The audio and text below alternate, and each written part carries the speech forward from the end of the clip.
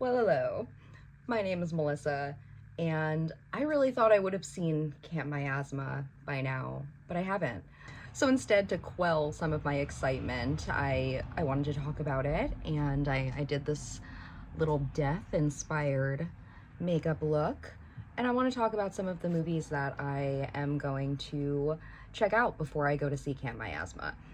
There's some that I've heard Jane Shobrin specifically bring up in a lot of interviews and stuff. I picked up the latest Fangoria and was reading through that. They mentioned a couple of movies that are on this list.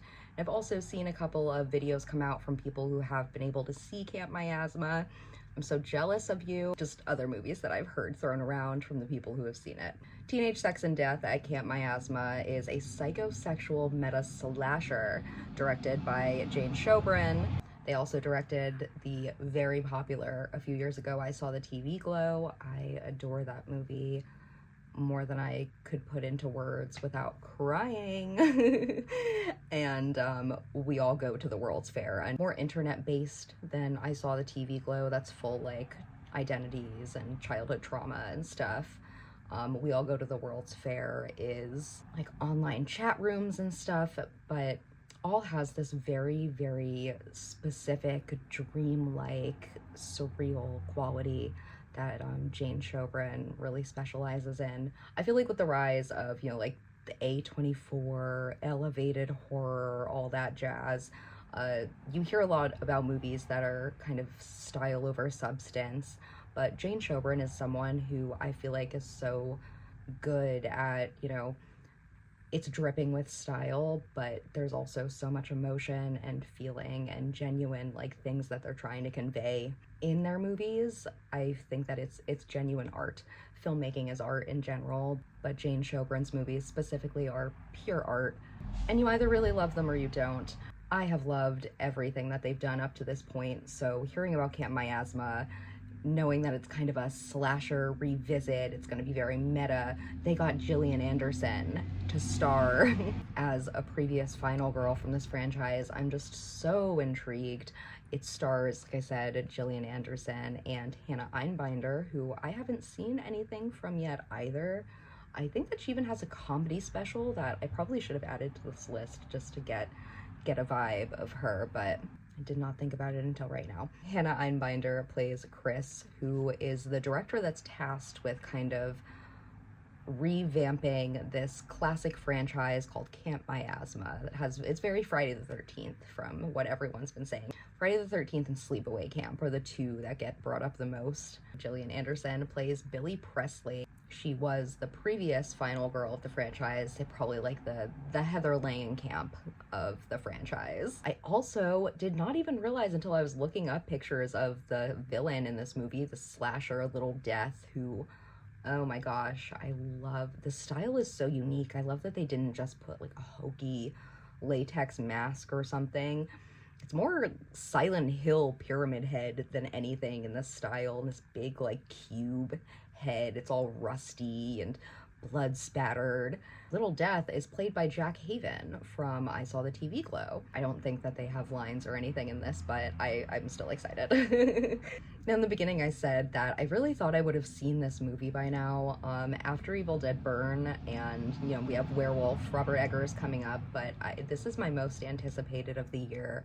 And I have had that August 7th advertised release date just like stuck in my brain, counting down, and it's the 11th now, and it's in no theaters near me. I know I'm not the only one, and I'm a little, like, I don't know, not that this has nothing to do with Jane Shobrin. I guess Mubi, who's putting out Camp Miasma, I don't understand why the rollout is so small.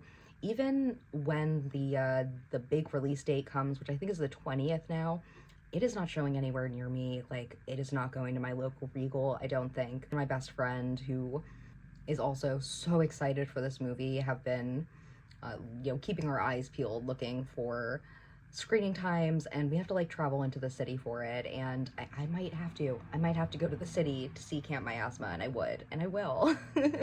I just feel like I Saw the TV Glow was such a big movie, and I don't understand why there's such a small release. It's not that there's no one interested in it. It's not that there's not a bigger production company heading. I mean, Mubi got the substance. I feel like they have the money to kind of push it out everywhere. I don't know how the specifics of this work, but I wanted to be there opening night, and instead I'm like having such a hard time finding a screening near me. I have no clue at this moment like when I'm going to be able to see it. Part of why I'm making this video. I need to talk about it, and I need to talk about the movies that I'm going to watch in the meantime to kind of quell my excitement. As usual, I have a little stack here of some of the movies that I'm going to be talking about, but I don't own all of them on physical.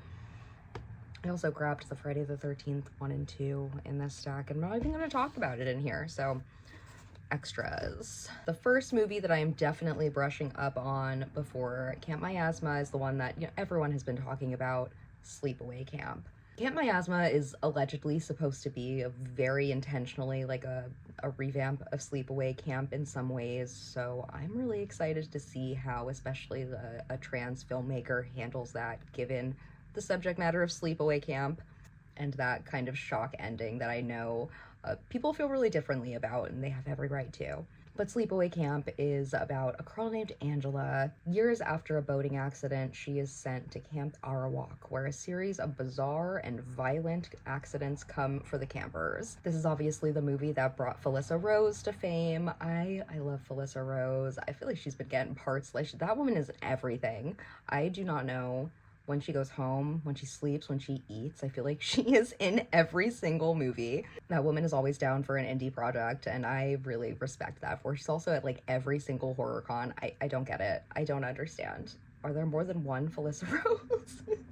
But Sleepaway Camp is little baby Felissa Rose. This is the movie that brought her to fame. It's also so aggressively 80s. I think it's worth watching just for that. It's very Friday the 13th and summer camp energy. Lots of short shorts, lots of dudes wearing short shorts, another thing to watch it for. It has some of the most quotable lines in slasher history. In my personal opinion, yeah, I think about a eat shit and live Bill, like at least twice a day.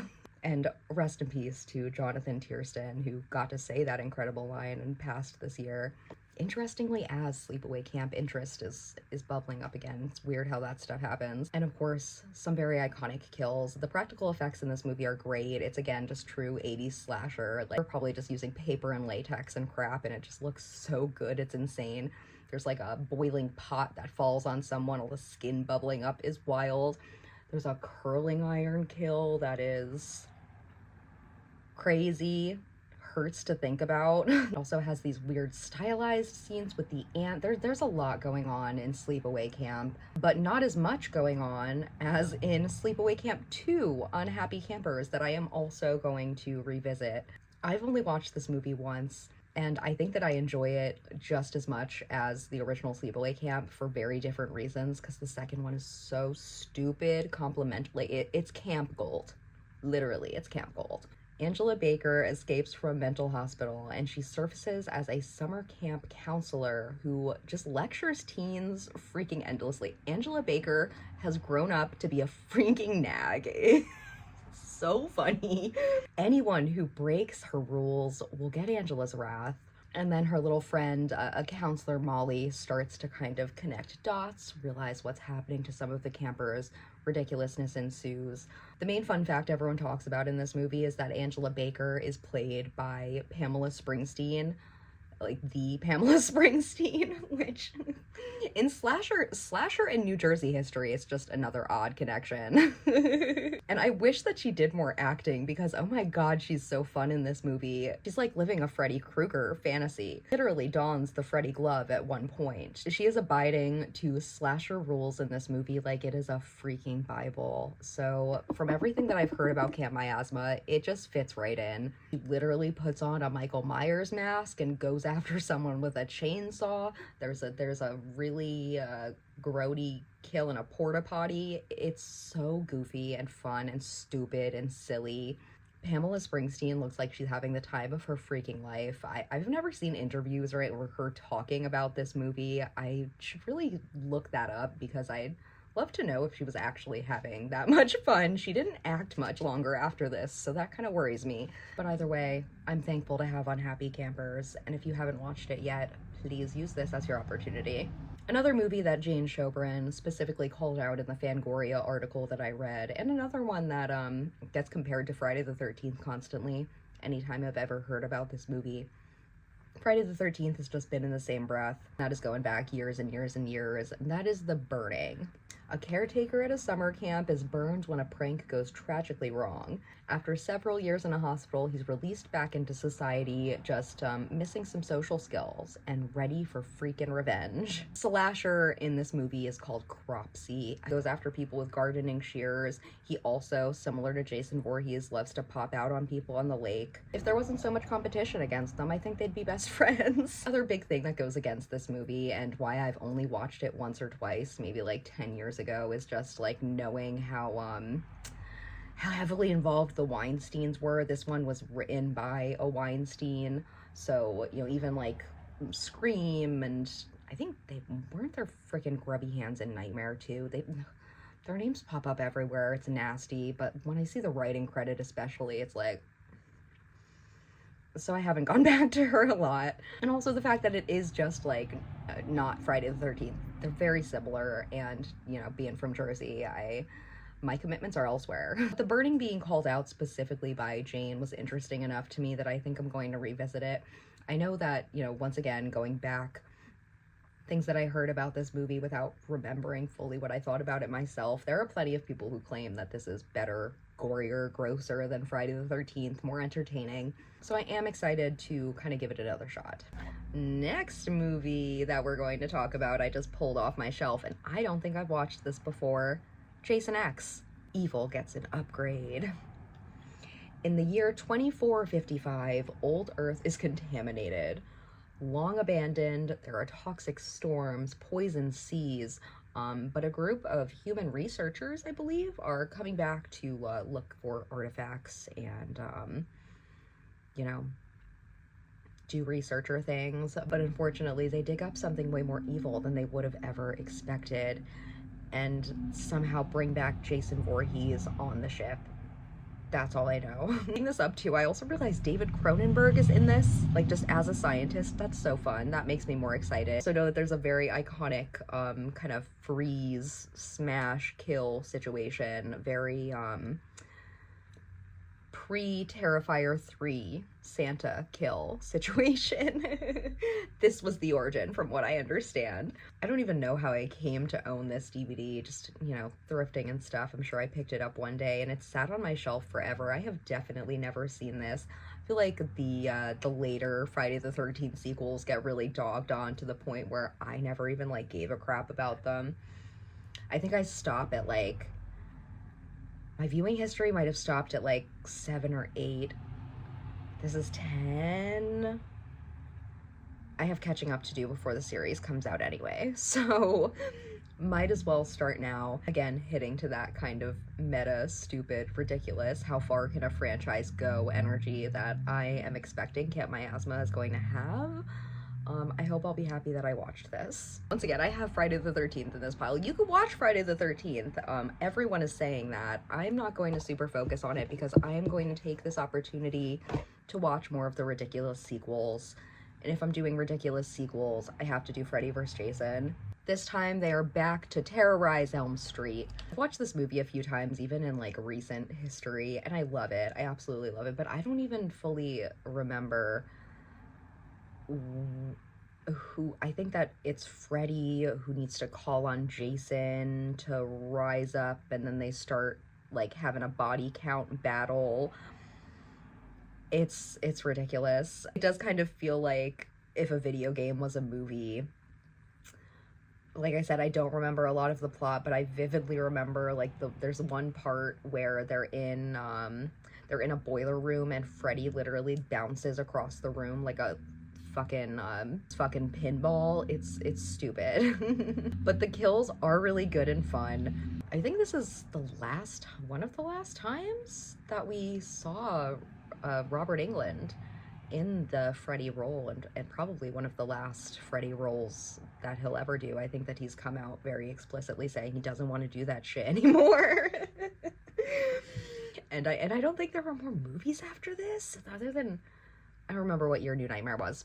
Whatever. But it's Robert Englund as Freddy. This movie being so stupid just like lends to him so much. And then the guy who plays Jason in this movie is Ken Kieringer, and not Kane Hodder, notably, which was a lot of the drama surrounding this movie at the time. Allegedly, they thought that Kane Hodder was too short to be in this movie, which makes me so sad for him, because I know that hurt his feelings.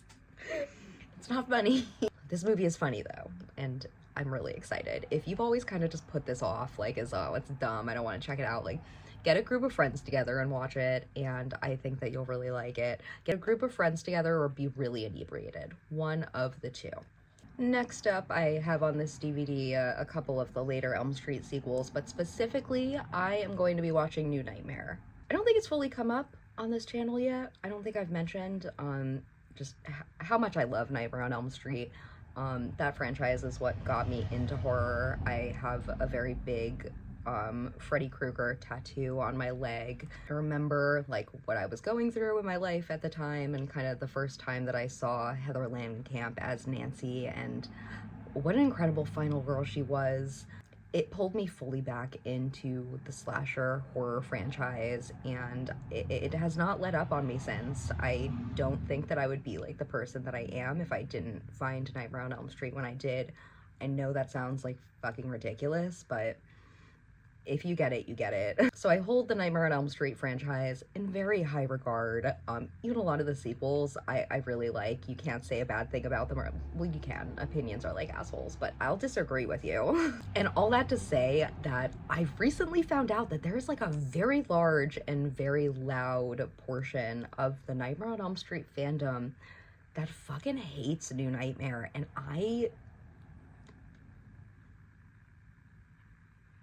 speechless. I think that even in 2026, it's so ahead of its time, and people are still trying to make new nightmares and failing. Wes Craven's New Nightmare is about a demonic force that has chosen Freddy as a portal to the real world. Can Heather Langenkamp play the part of Nancy one last time and trap the evil trying to enter our world? So this is the real life Nightmare on Elm Street. This came out a little bit before Wes Craven's Scream, and I feel like this is where he was really getting like his meta training wheels. Heather Langenkamp plays Heather Langenkamp, Robert Englund plays Robert Englund, Wes Craven plays Wes Craven, so on and so forth. And it turns Freddy into a real life demon, more horrifying than he has literally ever been. I feel like going through, you know, the whole Nightmare franchise, he's really goofy. He's a goofy guy. He loves jokes, and especially towards the end when we're doing very different stuff from the original, you almost start to lose any of the fear that you had of him in that first movie, and New Nightmare pulls all of that back. I love the look of him. The makeup in this movie is terrifying. Freddy Krueger, the design, has always been terrifying. I think they do something with his eyes in this one. He's so fucking menacing.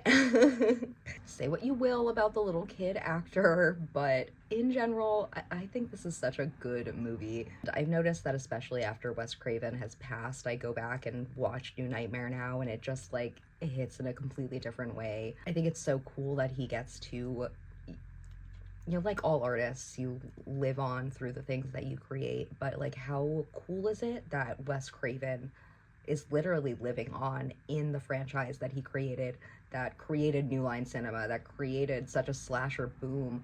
Can you tell that I really love Nightmare on Elm Street? Thinking about it too long it just makes me a little emotional. I just think that this is such a special movie, and I cannot understand the hatred for it. So if I'm going into a new hypersexual meta slasher, I absolutely have to revisit New Nightmare again, because that is where it started as far as I'm concerned. The last movie that I want to talk about, I literally just watched for the first time about a week ago, and I wasn't going to go on this list until I was writing everything out, and I just kind of last minute put it on there. I think that it actually makes it so that this list is way more stupid, silly sequels than genuine, like, bloody slashers, but I don't care. And that is Behind the Mask, The Rise of Leslie Vernon.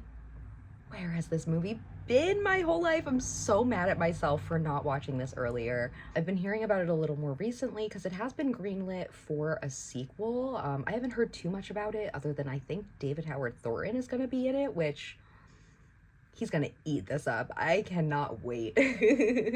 Behind the Mask is about the next great slasher. He has given a documentary crew exclusive access to his life as he plans his reign of terror over the sleepy town of Glen Echo, all the while deconstructing the conventions and archetypes of the horror genre for them. I did not realize that I was getting myself into way more of like a What We Do in the Shadows creep style mockumentary with this movie. I always thought this was just a straight up slasher, and I think that's why it kind of fell to the bottom of the list. I feel like I'm kind of proving a point here about maybe what Camp Miasma is trying to say, and you know, maybe my own preconceptions, because this is one of those movies that I just never got to because I always thought that it was just like a crappy early 2000s slasher. Wrong. Very wrong. This movie is so silly. It's weirdly scary. The kind of like mockumentary style that it's filmed in, I think adds a lot to it. It gives it that creep factor of like, okay, everything's haha and funny, but also, is this real? And I'm like kind of a little freaked out. Robert Englund is also in this movie, and oh my gosh, I once again feel so stupid because this is one of my favorite roles that he's ever done, I think, right up there next to Freddy Krueger. I think it's one of his favorite roles he's ever done as well. He talks about this movie like it's his baby, and I finally get it. He literally plays Doc Halloran in this movie. Another reason that I love this one, it loves The Shining like just as much as I do. There are these weird Shining homages all through Behind the Mask that are so unique. You are not gonna get one cheap like axe shot through the door like everyone else tries to do. No. Behind the Mask is very subtle. But Doc Halloran is like a very Sam Loomis character, and Robert Englund is maybe Sam Loomis better than Sam Loomis. No offense, Donald Pleasance, rest in peace. I'm so sorry. But he is just living in this role. He's so good, and it's fun kills. Even when you're getting more of like the slasher part of the movie, I feel like I was chuckling, and I feel really bad because it also has another incredible legendary actor who was in The Walking Dead, Scott Wilson. I think Scott Wilson, and I'm sorry if not, but oh my god, I know he's passed away now, and I'm so sad that he's not going to be in the sequel. He's such a pivotal part of this movie. I've never seen him in a role like this. Like, I keep saying that, and I'm realizing now, like, I think that's another reason that I like it so much. It takes some bigger names of the genre and also kind of gives them material that they've never worked with before.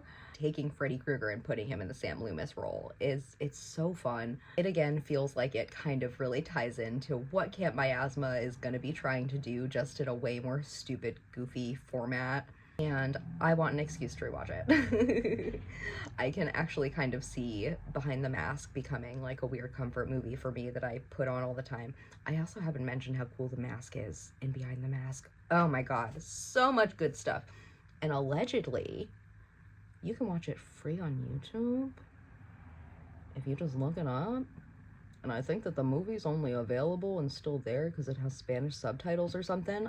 I'm thankful. I'm grateful. And I have to watch it at least one more time before I get my physical copy because I need a physical copy. That is all of the slasher homework that I'm giving myself in anticipation for Camp Miasma. All of the movies that I'm going to watch in attempt to hold me over. Like I said, I still have no clue when I'm going to be able to see this movie, which kind of devastates me. I'd be going into the city to see this. But one thing that I am definitely going to be making time to do is going to see the Camp Miasma exhibit at the Museum of Moving Image in New York City. They have a Camp Miasma exhibit up now that is going on through November 8th. And they have, you know, a full statue of Little Death and a bunch of posters, and I think that there's a bunch of slasher history in there. I can't wait to see it. I think I might try to film it, to do my first, like, out and about thing when I get there, but if you can get to New York City and you didn't know about that, you're welcome. There you are.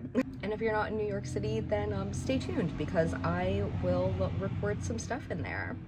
Ideally, by the time that video goes up, I would have seen Camp Miasma, and maybe I could talk about it a little more and talk about if any of this slasher homework actually did help me.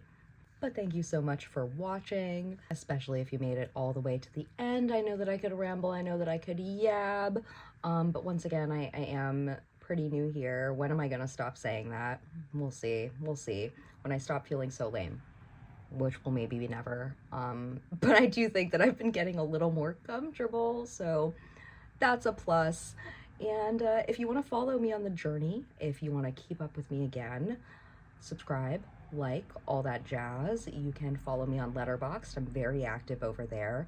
And if you especially liked this little death makeup that I did, I also have an Instagram where I pretty much only post makeup stuff. That is my other special interest. So wherever you are, I hope you're having a lovely morning, afternoon, evening, and hopefully I'll see you again. Bye.